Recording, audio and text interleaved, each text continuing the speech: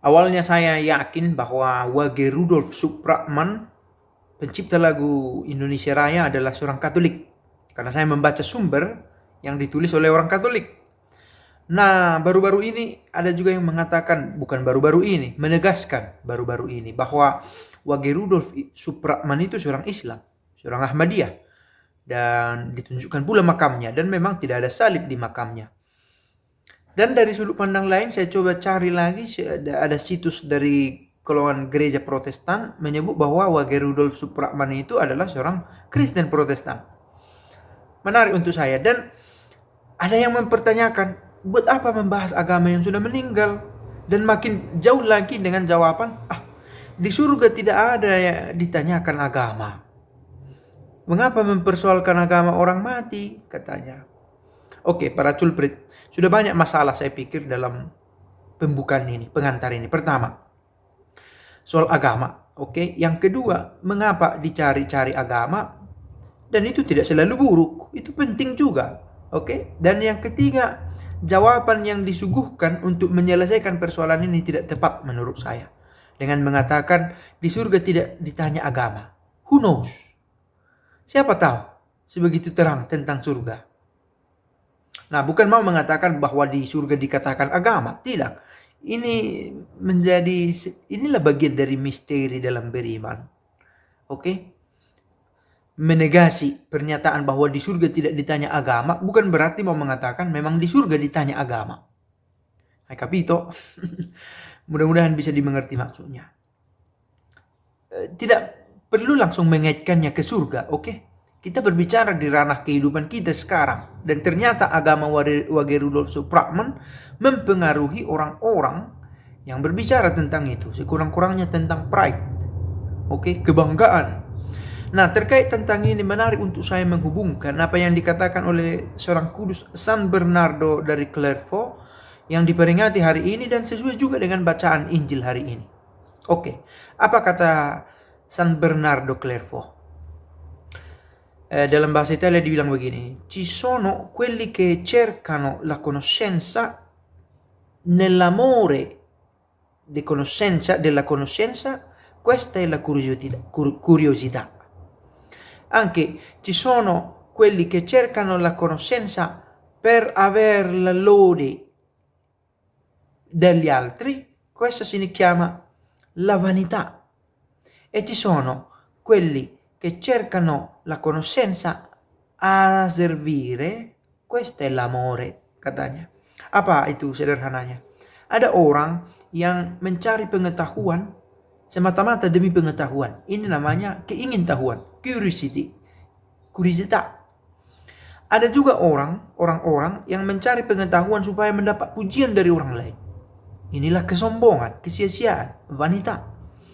Dan ada juga orang yang mencari pengetahuan supaya bisa melayani, supaya bisa mengabdi. Inilah cinta, kata San Bernardo. Nah, apa kata Injil hari ini? Yesus mengingatkan orang-orang yang dekat dengan Allah di ibadat-ibadat Yahudi, memperingatkan mereka dan juga kita yang membaca akan bahaya kemunafikan dan kesombongan. Oke? Kemunafikan, mereka mengatakan yang baik tetapi tidak melakukan.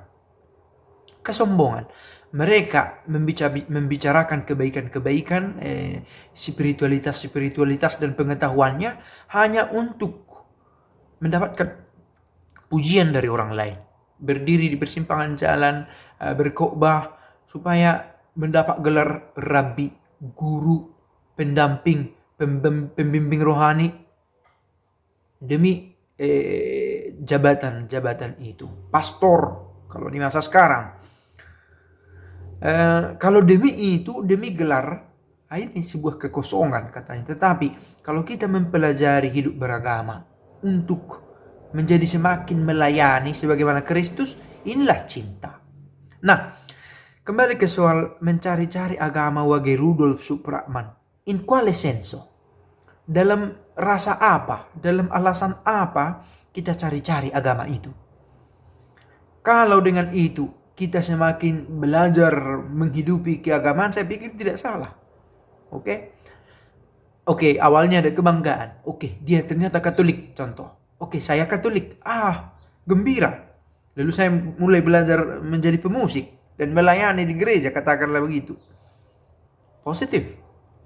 Tapi kalau saya cari-cari agama dan saya mulai posting-posting di YouTube, di Facebook saya, Wage Rudolf Supratman itu Katolik, hebat, cool, keren, berjasa, pahlawan. Itu vanita, vanity, kekosongan. Anda tidak membawa pada perubahan sikap. Dalam arti perubahan sikap menjadi semakin lebih serupa dengan Kristus. Tetapi lebih pada menyukai kemuliaannya, bukan pada salibnya. Nah, lalu ada yang mencoba mempertanyakan tujuannya dengan memberi jawaban. Buat apa? Ditanya-tanya agamanya. Emang di surga ditanya agama? Tidak, katanya. Ini juga satu lompatan ide yang tidak perlu diucapkan, menurut saya ya.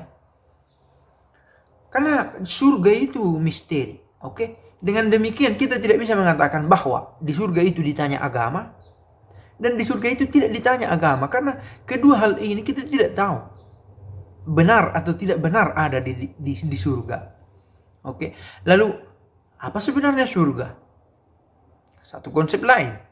Bukan tentang melulu di sana dan nanti, tetapi juga di sini, hari ini. Saya Katolik, saya mengenal Kristus, saya memikul salib. Kalau benar, dan itu membawa kebahagiaan, tentu kalau melakukan premis pertama, memikul salib, mengikut Kristus, dan meninggalkan yang buruk. Saya pikir gampang mengatakan, tetapi ada bahaya kita jatuh pada dosa hipokrisia, kemunafikan. Sebagaimana yang diingatkan oleh Yesus, memberikan beban berat kepada orang supaya berbuat baik, menyangkal diri, menghindari ini dan itu, harus melakukan ini dan itu, tetapi saya tidak membuat apa-apa. Itu bahaya, menjadi sebuah kemunafikan. Allora, hanya sebuah pendekatan, mencoba mengingatkan apa yang update dengan bacaan hari ini, dengan perkataan yang brilliant dari San Bernardo Clairvaux. Abbas. Pace bene.